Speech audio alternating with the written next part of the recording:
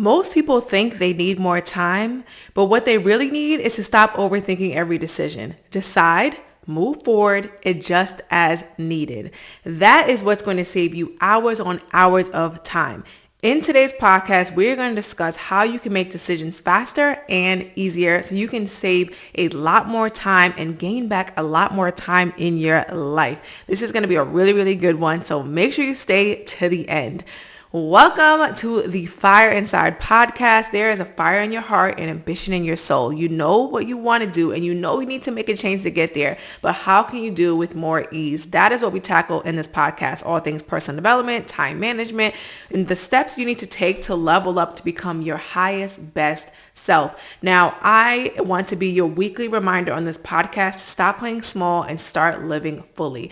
I'm Sade Kelly, your host, wife, mom, CEO of the Fire Inside, where I coach ambitious women on how to successfully manage their time so they can balance their work, their wellness, and relationships in a peaceful way, and they do it aligned with their core values.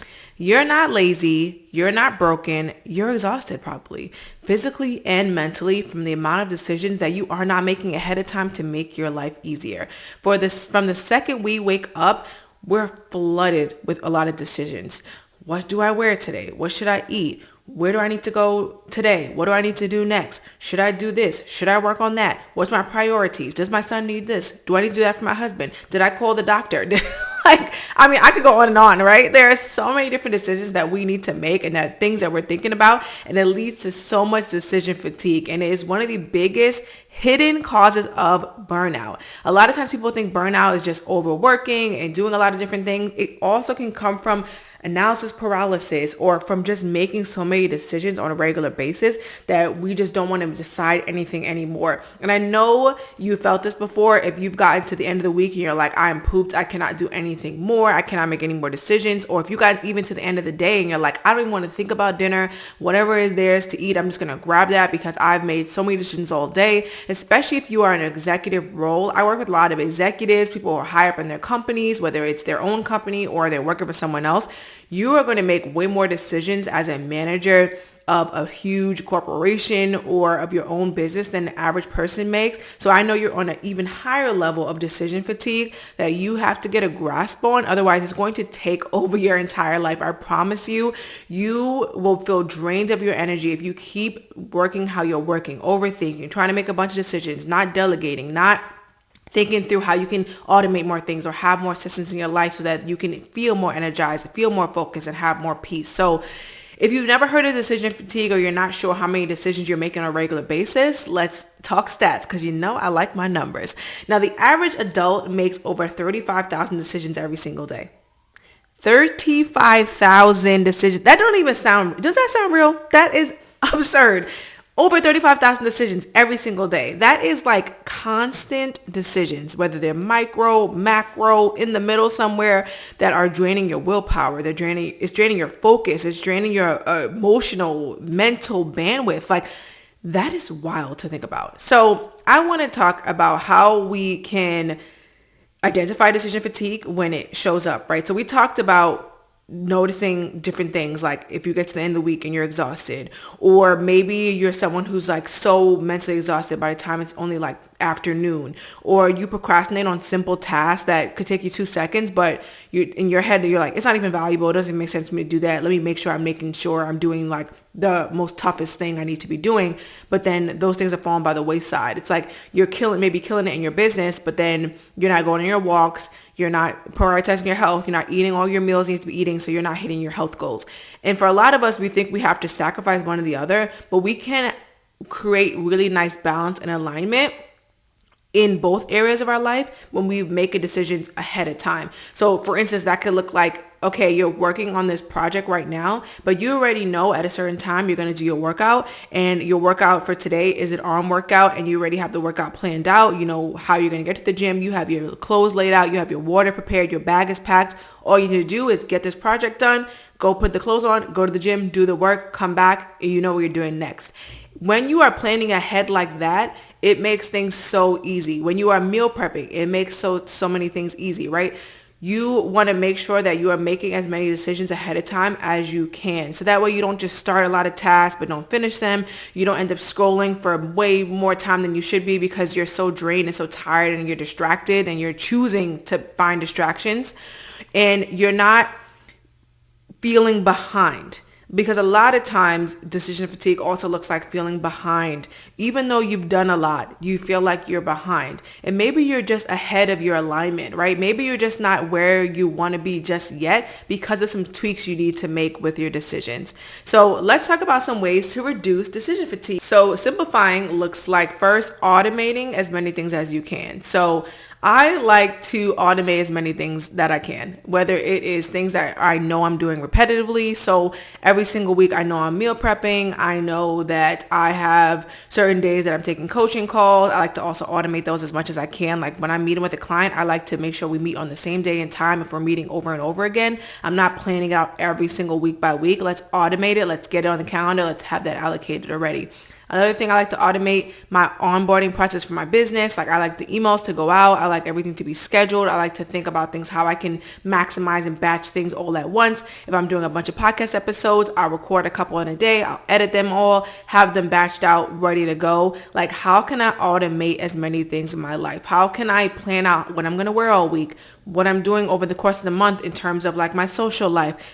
Do I need to order certain things so that they're coming on automatic basis, like toilet paper or paper towels, or think of like your favorite hair care products. What are things that you can automate? Is it having the same variations of your breakfast so you know where you can grab and go, or having a folder of meals? Like I like to keep a Pinterest of like some of my favorite meals that I know I can have in rotation.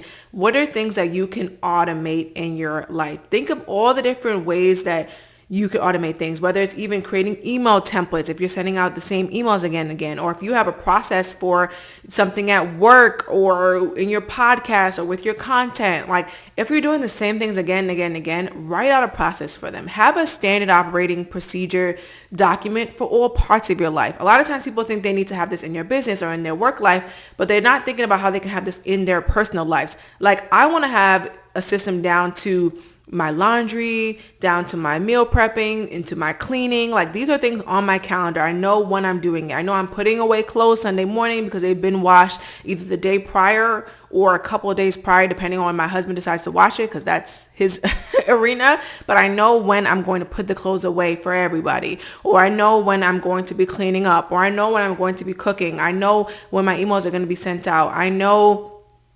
how I'm going to be planning my week, or when I'm going to be planning my week. Think of all the things that you can automate and start automating them. And there are so many different softwares and tools that you can use to do this, but really I want you to make sure that you're at least documenting your process and then looking into the tools and automatizations that you can use. I think almost every project management or task management software now is intertwined with AI, and there's so many different ways in which you can even put your tasks in your calendar and then ask it to plan it for you. Like that is like the coolest thing. I know Motion does that. I know Reclaim AI, I believe it's called, does that. Sensama has like variations of that where you can put in tasks and start putting things in your calendar, and it'll say when's the best or worst time you could be doing it or where you could fit it in. Like there's so many different ways that we can automate our lives. Let's make it easier. Let's make less decisions by automating things and setting reoccurring calendar blocks for things we need to remember. Or I like to do in Sensama, set reoccurring tasks that I know I need to do. I know every Monday I'm gearing up for my Tuesday podcast. I know every Tuesday I'm working on certain content. I know every Wednesday I'm working on certain administrative things. Like really think about what days are you doing certain things and just get them automated every single week.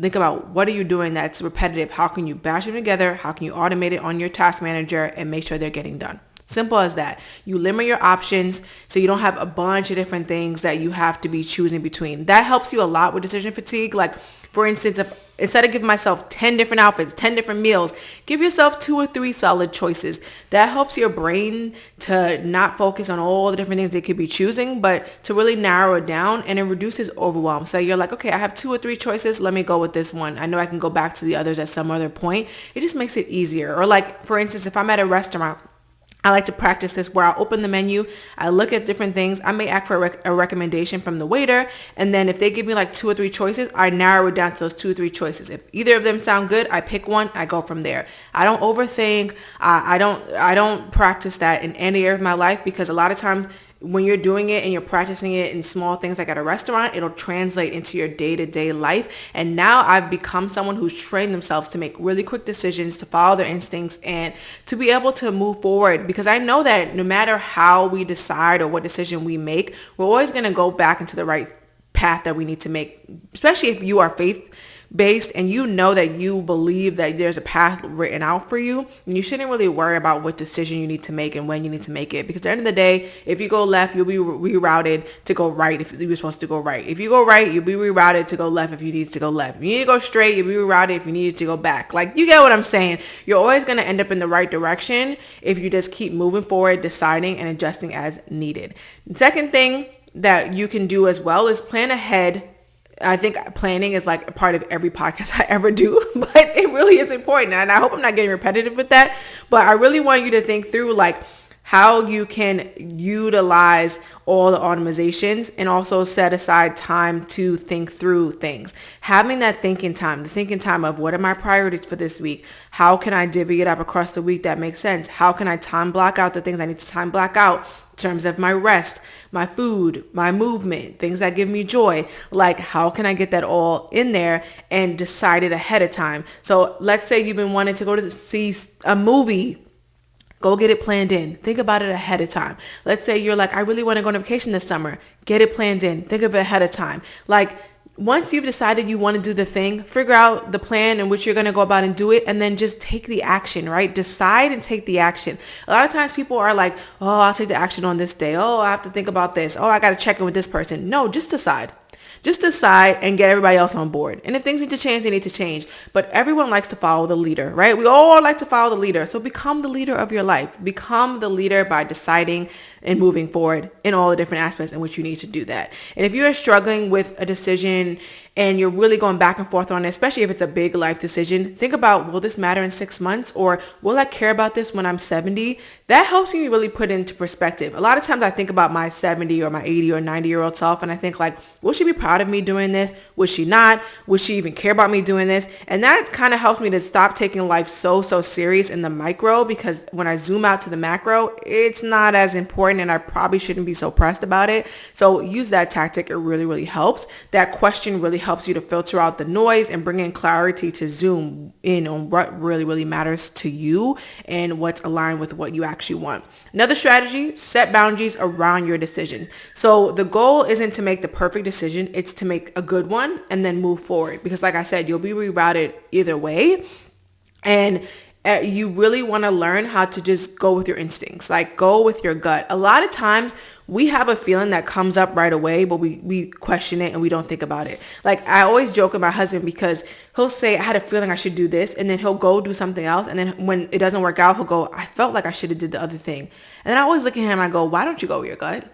Because you know you should. And I always tell him that. I'm like, when you're feeling like you don't need to go with your gut, say it to me so I can remind you to go with your gut, right? Because it's so important. Often our instinct is right. If you're very in tune with yourself, you do your meditations, you're very mindful, like, and I'm sure you probably are if you watch my content, or you should get into it because it really helps. But really think about, how can you go with your instincts? Like, a lot of times, even something as small as like trying to figure out what to wear. Like for this podcast, I looked at a bunch of shirts in my closet and I just felt instinctually, I'm going to pick out this green top. I put it on, I came downstairs, I recorded. Let's not make this rocket science.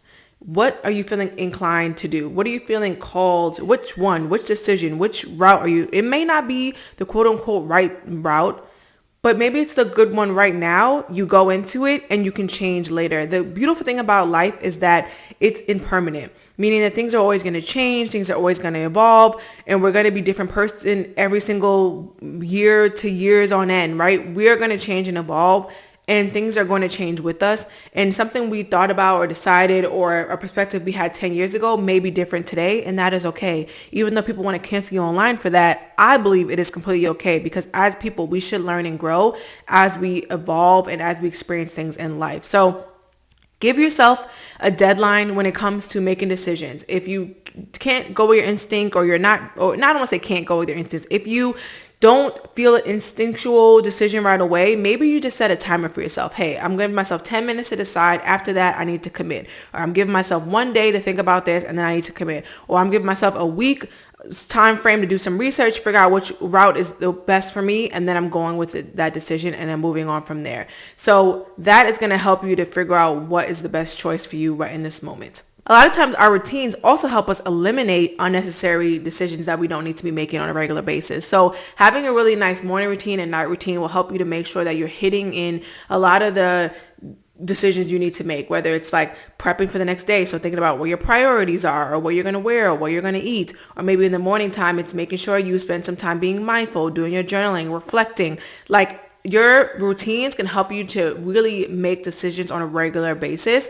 I have a routine for like all the different touch points of my life. So I mentioned like my systems for my home. We have a routine for those things: laundry, meals, exercise, family time, self-care time, work time. Start making routines for all those things. One area in which I'm working to make more routines is really like the different sectors of my work, because now that I am shifting in terms of the amount of hours I'm putting in, it's more or less hours than I was putting in pre-baby. I've had to really get diligent about the routines around like my content, my routines around my marketing, my sales, my finances. And we also have to get in alignment with our spouses if we have a spouse. So for me and my husband, we also like to meet and get alignment on our time and our routines, so that way we're all in balance the way we need to be. And of course, it's not always going to be 100%. It's not going to be perfect, but that's not the goal. We just want to be great more often than not. So give yourself grace as you're going through this. You really want to be intentional about how you're making decisions, but sometimes things are going to fall flat and they're not going to go the way you thought they would, but they're always going to go in the way in which they're supposed to, and they're always going to go in the way in which God intended it to go. So have peace in that. I want you to make sure you're having more inner peace and you're able to make faster, quicker decisions so you can save a lot more time, feel more free, and enjoy your life. Now, if you're always feeling like you are short on time, now you know that that is not true. You are not short on time. Sometimes you're just stuck in delaying a decision. And I want you to start thinking about, what is one decision I can make right now that's going to save me lots of time. Your action step for this week is to pick one area of your life where you're feeling overwhelmed by choices, whether it's like something in your personal life, something in your work life, something in your relationship, something in your self-care, your wellness, whatever it is. Simplify it. Set a new rule, set a new boundary, set a go-to routine. Start asking yourself, will this matter in 6 months? Will this matter when I'm 70? Really think about how you can simplify and make that important decision quicker. Quick decisions is your goal for this week. Just keep making quick decisions. And then sooner or later, it will become so second nature for you to make quick decisions because you've been practicing it so much. So give yourself at least 30 days to practice making quicker decisions. And then you'll really start to see the shift that you're looking for. So that way you will eliminate your decision fatigue. You will stop procrastinating, and you will just be able to take aligned, intentional action and just do it, right? Like Nike said, it's really simple and it actually really works. So if you enjoyed this episode, be sure to like, comment, and subscribe. Thank you so much for being here and coming and tuning in every single week. And feel free to share this episode with someone you know needs to make quicker decisions, because I know you know someone who needs to make quicker decisions and would be very, very happy to be receiving this advice. And as always, if you would like help and you would love someone to support you in being accountable for achieving your goals, making better decisions, and achieving a more aligned, intentional life with the way you are spending your time and managing your habits, then feel free to book a time audit or even check out the resources on my website in terms of all the different free resources I give around how you could be managing your time better. I'll see you guys in the next podcast episode. Take care. Bye.